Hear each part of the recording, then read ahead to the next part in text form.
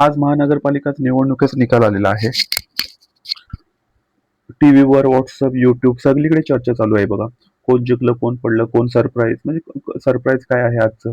पण आजचा video political analysis अजिबात नाही. आपल्या ह्या चॅनलवर पॉलिटिकल अनालिसिस करायचं नाही.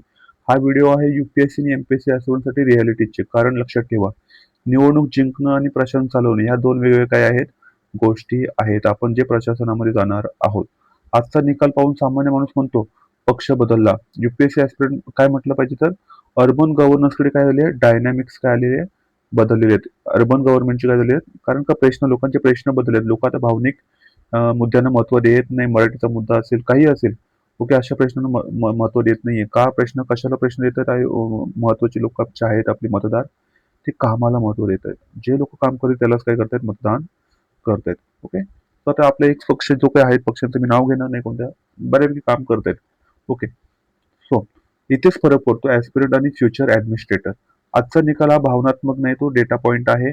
महानगरपालिका म्हणजे कॉर्पोरेट्स नाहीत. महानगरपालिका काय, ज्या ठिकाणी पिण्याचं पाणी, कचऱ्याचं व्यवस्थापन, अर्बन हेल्थ, स्लम मॅनेजमेंट, आपलं म्हणजे आपलं सिवेज वॉटर ट्रीटमेंट असेल, road and drainage, property tax, primary, हे सगळं रोज चालू असतं. इलेक्शन एका दिवसाची असते. ऍडमिनिस्ट्रेशन किती करत आहे आपल्याला 365 दिवस करायचं असते. ओके, आणि हे चालवतं कोण, आपली ऍक्च्युअल ब्युरोक्रेसी, ज्याला आपण काय म्हणतो backbone of Indian democracy. So आपल्याला 365 दिवस काय करायचंय, ऍडमिनिस्ट्रेशन करायचं आहे. सो आज जो कॉर्पोरेट जिंकला तो पॉलिसी, पण पॉलिसी इम्प्लिमेंट कोण करतो, तर आपला म्युन्सिपल कमिशनर. ओके, जो IAS ऑफिसर असतो, engineers, medical officers, revenue staff, हेच काय करत असतात, पॉलिसी इम्प्लिमेंट करण्याचं काय करत असतात, काम करत असतात. त्यांच्यावर प्रेशर असतो कोणाचा, तर पॉलिटिकल, पब्लिक, ज्युडिशियल आणि मीडिया. म्हणजे UPSC आणि MPSC ऍस्पिरंटला हे समजलं पाहिजे, ऑफिसर बनणं म्हणजे ऑथॉरिटी नाही, तर काय आहे, तर आपली अकाउंटेबिलिटी. आपल्याला ह्याच काय करायचंय, तर महानगरपालिकेमध्ये जाऊन वगैरे काय करायचं, ते एक चांगला उत्तम काय म्हणायचं ऍडमिनिस्ट्रेटर बनायचं आहे. सो आजचा निकाल थेट सिलेबस मध्ये काय काय आपल्याला काय करू शकतो, कुठे कुठे याचा क्वेश्चन विचारला जाऊ शकतो. तर आपल्या असणाऱ्या अर्बन लोकल बॉडीज, 74th आपली जी अमेंडमेंट आहे, कॉन्स्टिट्यूशन अमेंडमेंट, किती विषय आपण घेतले, तर 18 विषय दिलेले आहेत आपण महानगरपालिकेकडे.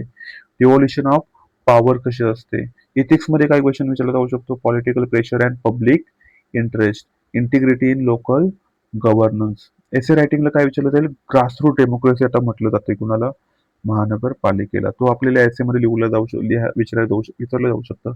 अर्बन गव्हर्नन्स चॅलेंजेस, म्हणजे आजचा निकाल म्हणजे काय आहे, रेडीमेड काय तुम्हाला असं एक इंट्रोडक्शन वगैरे याच्यातून भेटू शकतं, एक्झाम्पल भेटू शकतो.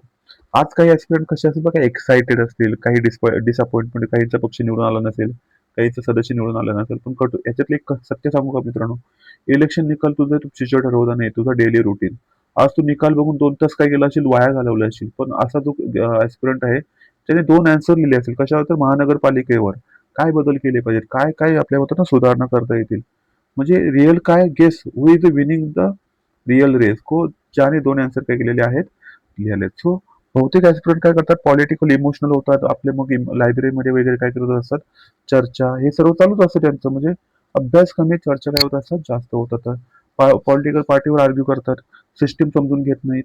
ऑफिसरला पार्टी आवड असू शकते असं पण त्याच्यामध्ये काय करतात, ते आपलं मत व्यक्त करतात. पण डिसिजन नुसारच काय करायला लागतो, आपल्याला घ्यावा लागतो. सो एक्झाम कमिशन विचारते आणि तू इम्पार्शल आपण काय करू शकत नाही, राहू शकत नाही. सो आजचा निकाल पाहून तुझी रिॲक्शन, तुझा आन्सर काय आहे, महत्वाचं आहे.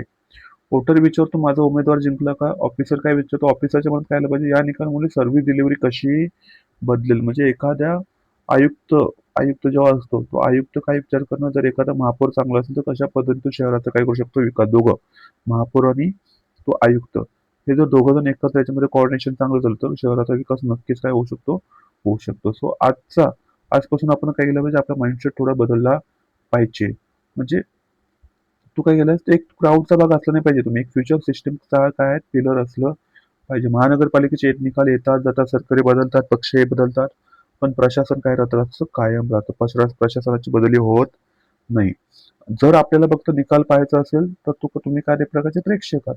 पण जर तुला शहर, राज्याचा विकास, देशाचा विकास, देश चालवायचा असेल तर आजच काय लागा, तुम्ही अभ्यासाला लागा आणि इथे काय करा, एक उत्तम काय करा, प्रशासक बना. ब्युरो म्हणजे म्हटलं ना, because democracy votes but bureaucracy delivers. म्हणजे डेमोक्रेसीचे पॉलिटिकल लोक आहेत ते ओट्स मागत असतात, पण ऍक्च्युअल डिलिव्हरीचं काम कोण करत असतात? आपले ते ऍडमिनिस्ट्रेटर करत असतात. ओके.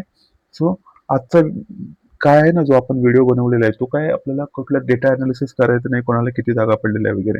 ते आपल्याकडे भरपूर सारे मीडिया लोक करतायत, पण आपल्याला याच्यातून काय घ्यायचं होतं. सो ह्या व्हिडिओमध्ये मला काय देण्याचा होता, हा माझा प्रयत्न होता. तुम्हाला नक्कीच व्हिडिओ आवडला असेल तर नक्कीच या व्हिडिओला काय करा, लाईक करा, शेअर करा आणि आपल्या व्हिडिओला जास्तीत जास्त असं म्हणतात ना, जर अशीच पद्धतीने तुम्हाला व्हिडिओ जर पाहायचे असेल तर तुम्ही या व्हिडिओ चॅनलला काय करा, नक्कीच काय करा, सबस्क्राईब करा. धन्यवाद मित्रांनो. जय हिंद.